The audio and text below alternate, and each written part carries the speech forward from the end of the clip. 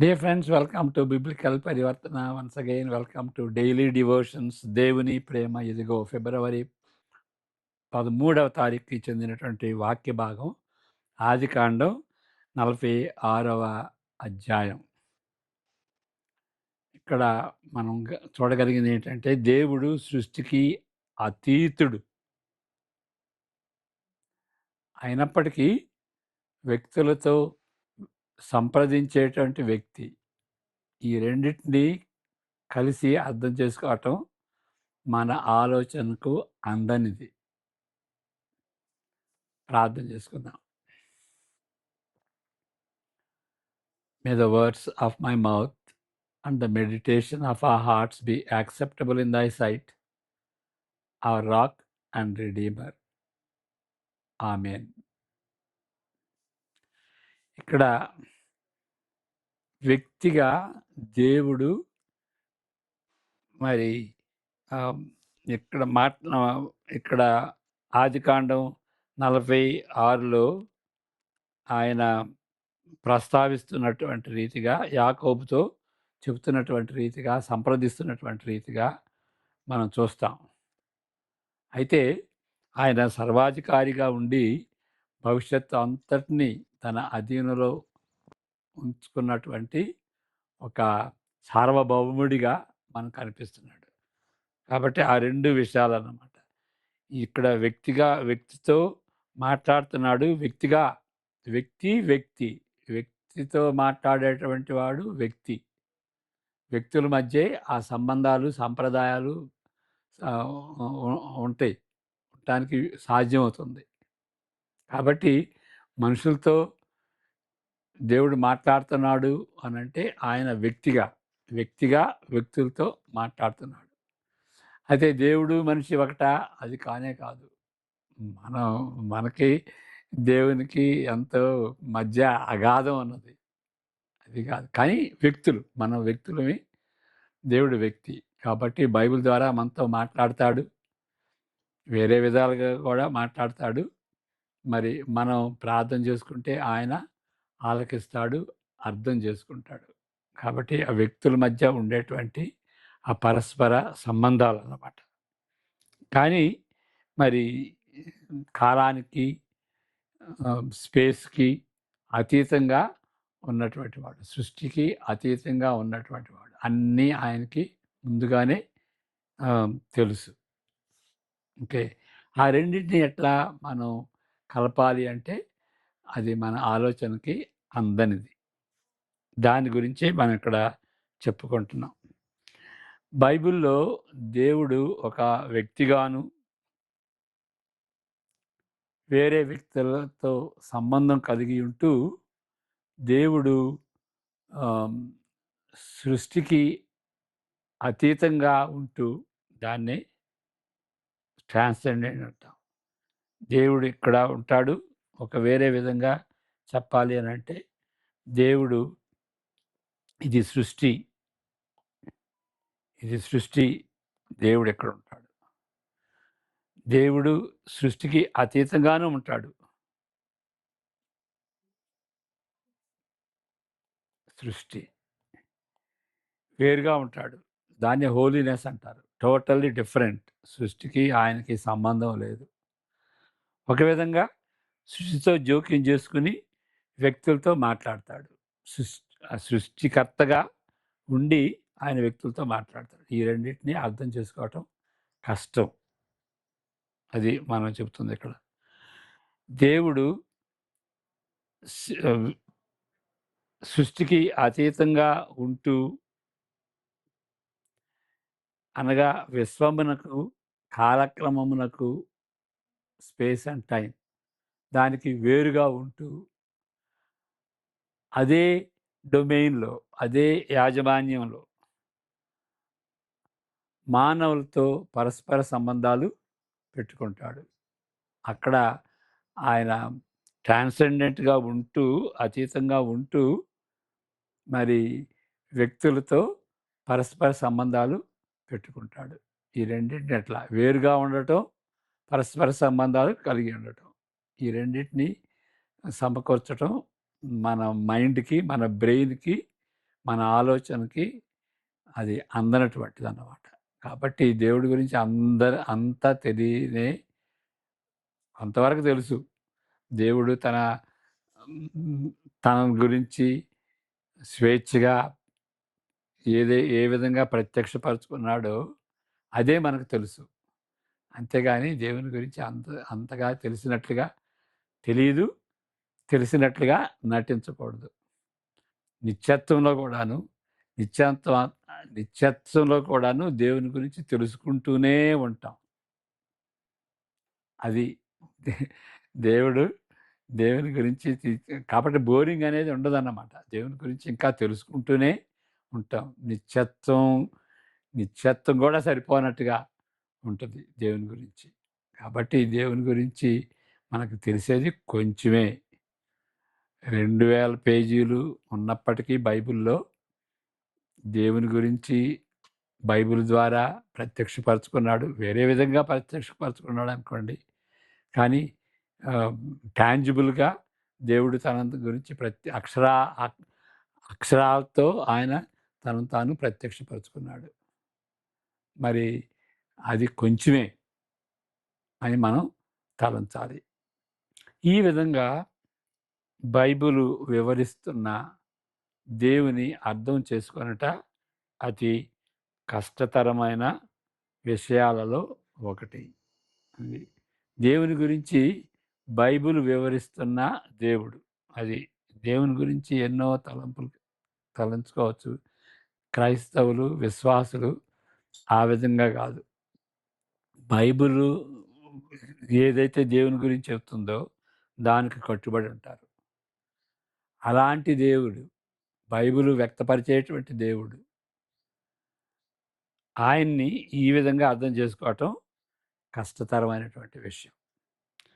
సృష్టికి అతీతంగా ఉండే సర్వోన్నతుడైన దేవుడు ఏ మినహాయింపు లేకుండా అన్నింటిపై అధికారం కలిగి పరిపాలిస్తున్నాడు. ఇది ఆహ్, ఆయన ట్రాన్సెండెంట్‌కి, సావరెనిటీకి చెందినటువంటి ఆహ్, లక్షణం.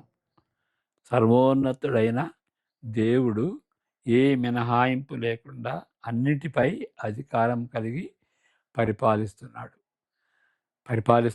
సంరక్షిస్తున్నాడు.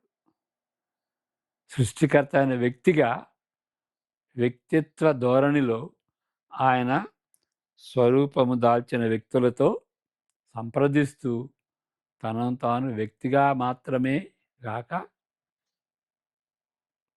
ఆయన ఏ విధంగా వ్యక్తపరుచుకుంటున్నాడంటే తను వ్యక్తి అని ప్రత్యక్షపరుచుకుంటున్నాడు. అంతేకాదు ఏ దోషం లేని మంచి వ్యక్తిగా ఆయన వ్యక్తపరుచుకుంటున్నాడు. ఈ 2 అంశములు ఆహ్, లేఖనములు సులువుగా చెబుతున్నాయి. జస్ట్ చెప్పేసా ఆ విధంగా చెబుతున్నాయి గానీ, ఏ విధంగా అనేది మనకి తెలీదు. ఈ 2 ఈ రెండిటిని లేఖనములు సులువుగా ఊహించుకున్నప్పటికీ, ఈ రెండిటిని కలిపి అవగాహన చేసుకొనుట మన జ్ఞానమునకు అందనిది అని మనం గ్రహించుకోవాలి. ఇప్పుడు దానికి సంబంధించినటువంటి ఇక్కడ సంఘటన యేసేపు. యేసేపుతో దేవుడు వ్యక్తిగా సంప్రదిస్తుంటున్నాడు. యేసేపు బ్రతికి ఉన్నాడని 46వ అధ్యాయం మరి 1-4 వరకు చదువుకుంటే బావుంటది. ఆదికాండం 46, 1-4. అప్పుడు ఇశ్రాయేలు తనకు కలిగినదంతయు తీసుకొని ప్రయాణమై బెయేర్షెబాకు వచ్చి తన తండ్రి అయిన ఇస్సాకు దేవునికి బలి అర్పించెను. అప్పుడు రాత్రి దర్శనములయందు దేవుడు యాకోబు యాకోబు అని ఇశ్రాయేలును పిలిచెను. అందుకతడు చిత్తము ప్రభువా అనెను. ఆయన నేనే దేవుడను నీ తండ్రి దేవుడను ఐగుప్తునకు వెళ్ళుటకు భయపడకుము. అక్కడ నిన్ను గొప్ప జనముగా చేసేదను.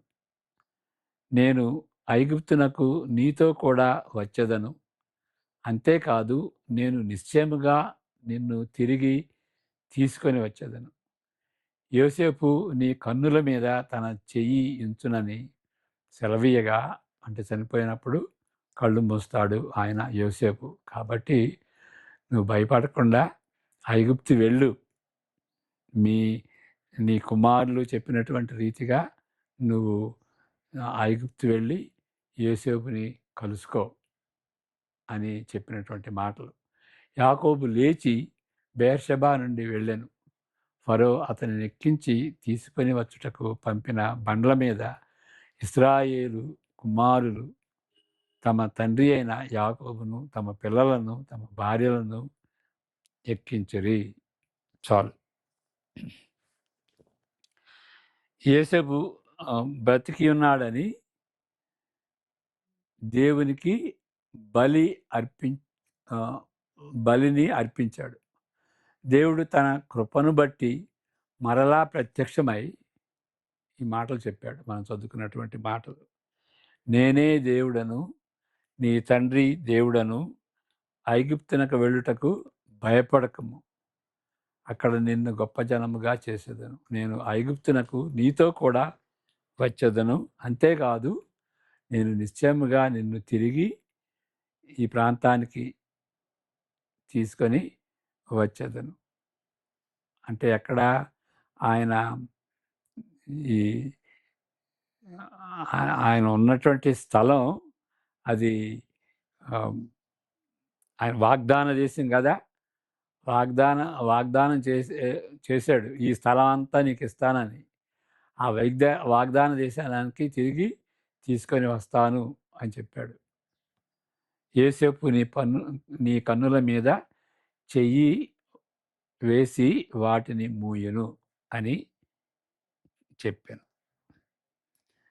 వాడు ఇప్పుడు నివసిస్తున్న భూమిని వాడప్పుడు నివసిస్తున్న భూమి ఒకరోజు అతని వారసులకు ఇవ్వబడినని అబ్రహాంతో దేవుడు చేసిన వాగ్దానములో ఒక భాగముగా యాకోబుకు తెలియను.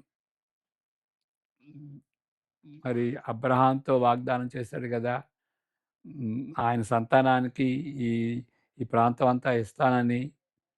అది యాకోబుకు తెలుసు. ఆదికాండం స్పష్టం చేస్తుంది. అందువలన నేరుగా దేవుడు ప్రత్యక్షమై ఈ దేశమును విడిచి వెళ్ళుటకు యాకోబును ప్రోత్సహించవలసి వచ్చినది. దేవుడు చేశాడు, దేవుడు చెప్పాడు ఇదంతా స్వాస్థ్యంగా ఇస్తానని. ఇప్పుడేమో మరి ఐగుప్తు వెళ్ళమంటున్నాడు. అదేంటి, అతను కన్ఫ్యూజ్ అయి ఉంటాడు. కాబట్టి లేదు, కన్ఫ్యూజన్ ఏం లేదు, నువ్వు వెళ్ళు అని దేవుడు ప్రత్యక్షమై ఆయన్ని ప్రోత్సహించవలసి వచ్చింది. ఈ ప్రోత్సాహమునకు 3 కోణాలు ఉంటున్నవి. మొదటి కోణం ఏంటి అని అంటే, ఐగుప్తులో నివసించినప్పుడు తన సంతానమును విస్తరింపజేసి గొప్ప జనముగా చేస్తానని చెప్పాడు. అది ఒక ప్రోత్సాహమే కదా. నేను అక్కడికి తీసుకెళ్తాను, ఐగుప్తులో నిన్ను గొప్ప జనంగా చేస్తాను, వాళ్ళు విస్తరించిపోతారు అని ఒకటి. రెండవది ఏంటి అంటే, చిట్ట చివరకు ఐగుప్తు నుండి వారిని దేవుడు తిరిగి తెస్తానని చెబుతాడు.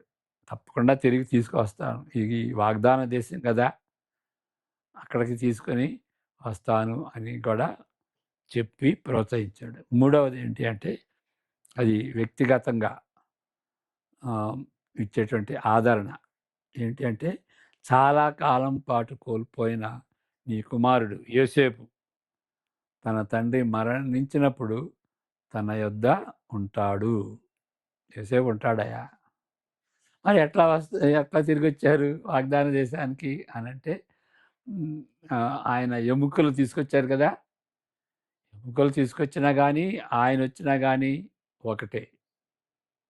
ఇప్పుడు ఇశ్రాయేల్ దేశంలో కూడాను చనిపోయినప్పటికీ ఆ హాస్టేజెస్ ఎవరైతే పట్టుబడ్డారో హమాస్ తీసుకువెళ్ళారు కదా,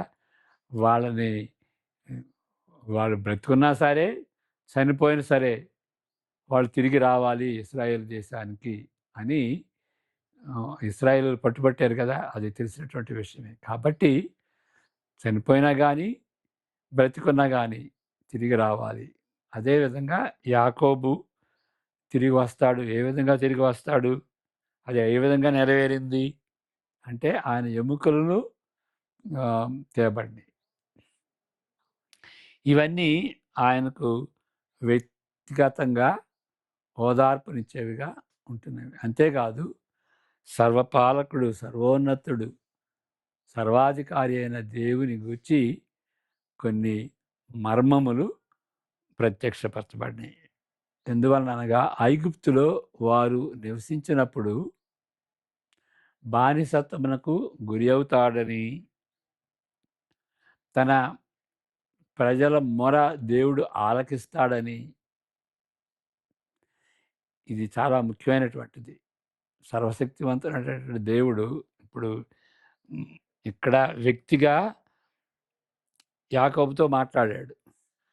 ఇక్కడ సర్వోన్నతుడిగా దేవుడు చేసినవన్నీ గూడాను మరి ఆ లిస్టు ఇక్కడ ఉంటది. కాబట్టి ఈ సర్వోన్నతుడిగా దేవుడు రాబోనటువంటి వాటి గురించి ఆయన చెబుతాడు, ప్రవచిస్తాడు. సర్వపాలకుడుగా, సర్వోన్నతుడి, సర్వాధికారి అయిన దేవుని గూర్చి కొన్ని మర్మాలు ఏంటి అంటే ఐగుప్తులో వారు నివసించినప్పుడు బానిసత్వమునకు గురి అవుతారని, తన ప్రజల మొర దేవుడు ఆలకిస్తాడని, ఈ మధ్యలో మోషేను లేపి ఆయన నాయకత్వం క్రింద 10 తెగుళ్ళు సంభవించునని, వారు ఎర్ర సముద్రము దాటుదురని, సినాయి దగ్గర నిబంధన చేసుకొని ధర్మశాస్త్రమును అనుగ్రహిస్తాడని, అరణ్యములో సంచరిస్తారని 40 సంవత్సరాలు, వాగ్దాన దేశానికి తిరిగి ప్రవేశిస్తారని, చిన్న సమూహముగానున్న 70 మంది కుటుంబీకులకు మార్గము సిద్ధపరచుటకు యోసేపును ఐగుప్తుకు తెచ్చిన సర్వోన్నతుడును సర్వాధికారి అయిన దేవుడు వారి ఎడల సంక్లిష్ట ప్రణాళికను సిద్ధపరిచి ఉన్నాడు. ఇదంతా దేవుని యొక్క ప్రణాళిక. ఆయన ట్రాన్సెండెంటల్ గాడ్. దాన్ని బట్టి ఆయన ప్రణాళిక వేశాడు. విమోచన చరిత్రలో తదుపరి స్థాయికి తీసుకుని వెళ్ళే పథకంలో ఈ సంఘటనలన్నీ కూర్చబడినవి. చిట్ట చివరకు ఆహారం కంటే ఆయన మాటలు అతి ప్రాముఖ్యమైనవని వారికి బోధించేవిగా ఉంటున్నవి. ద్వితీయోపదేశకాండం అంటే ఈ పంచకాండాల్లో ఉన్నటువంటి ఈ సందర్భాలన్నీ కూడాను ఈ లిస్టులో ఉన్నాయి. కానీ ఆది కాండంలోనే దేవుడు ఇది చెప్పాడు, ఈ విధంగా జరుగుద్ది అని ఆయన తలంపులో ఉన్నాయి. ఇవన్నీ పంచకాండములు చదివే వారికి ఈ సంఘటనలన్నీ తెలియను. సృష్టికి అతీతంగా సర్వోన్నతుడైన దేవుని తత్వము, ఆయన వ్యక్తిత్వమును ఒకదాని నుండి మరొక దానిని వేరు చేయకూడదు. అది మనం నేర్చుకోవాల్సింది. ఇది థియాలజికల్ ట్రూత్ అన్నమాట. ఏంటంటే సర్వోన్నతుడైన దేవుని యొక్క తత్వం, ఆయన ఉనికి అది, ఆయన తత్వం అది, ఆయన సర్వోన్నతుడు, సృష్టికి అతీతంగా ఉన్నటువంటి వాడు. అంతేకాకుండా సృష్టిలో మరి ఆయనే కదా సృష్టి చేసింది, ఆయనే కదా సృష్టిని పోషించింది. ఆయన సృష్టించినటువంటి వ్యక్తులతో సంబంధం కలిగి ఉంటాడు. ఆయన వ్యక్తిత్వమునకు ఒకదాని నుండి మరొక దానిని వేరు చేయకూడదు. ఆ రెండు ఒక విధంగా వివాహం చేసుకున్నట్టుగా దానికి విడాకులు ఇవ్వకూడదు. మరొక దానిని వేరు చేయకూడదు. విమానం యొక్క 2 రెక్కలలో దానిని రెండు రెక్కల ఒక దానిని తీసివేసి ప్రయత్నం చేయుటకు ప్రయత్నించినట్లుగా ఉంటుంది. కాబట్టి 2 రెక్కలుండాలి. దేవుని సార్వభౌమత్వం, ఆయన యొక్క వ్యక్తిత్వం. God's sovereignty, God's personality. God as a person. ఈ రెండిటిని వేరు చేయకూడదు. ఇలాంటిదే ఇంకొకటి ఏంటి అనంటే, దేవుని యొక్క సార్వభౌమత్వం, మానవుని యొక్క బాధ్యత. ఆ రెండిటిని కూడా వేరు చేయకూడదు. ఇలాంటివి మిస్టరీస్ మనకు అర్థం కాదు. కానీ మనం జీవితంలో అనుభవిస్తాం. బైబిల్‌లో, లేఖనాల్లో అది ప్రత్యక్షపరచబడుద్ది. మనకు అర్థం కాకపోయినా కానీ అది సత్యం. సత్యం. It is it is it is experience. It is revealed in scripture and it is experienced in nature. కాబట్టి ఇది మనం అంటే జీవితంలో జరిగేటువంటివి వాటన్నిటినీ మన మైండ్ అర్థం చేసుకోలేదు అని గ్రహించాలి. జీవితం మైండ్ కంటే గొప్పది. కాబట్టి ఈ రెండింటిని మనకు అర్థం కాకపోయినప్పటికీ ఈ 2 సత్యాలు. వాటిని మనం అనుభవంలో వాటిని అనుభవపూర్వకంగా వాటిని తెలుసుకుంటాం. అవి నిజం, సత్యం. అదే బైబిల్ కూడా చెబుతుంది. ఆ విధంగా మనం దేవుని అర్థం చేసుకోకపోతే బైబిల్ని అర్థం చేసుకోలేం. బైబిల్ ఆ విధంగా దేవుని గురించి చెబుతుంది అని మనం నమ్మాలి. మన ఇష్టం వచ్చినట్టుగా దేవుని సృష్టించకూడదు. దేవుడు తనను తాను బయలుపరుచున్నట్లుగా మనం ఆయన అర్థం చేసుకుని, దేవుడు ఎలాంటి వాడు అని అర్థం చేసుకుని, మనం దాన్ని విశ్లేషించకపోయినప్పటికీ, దాన్ని జీర్ణించుకోలేకపోయినప్పటికీ మనం దాన్ని అంగీకరించాలి. అలాంటి దేవుని మనం నమ్మాలి. ప్రార్థన చేసుకుందాం.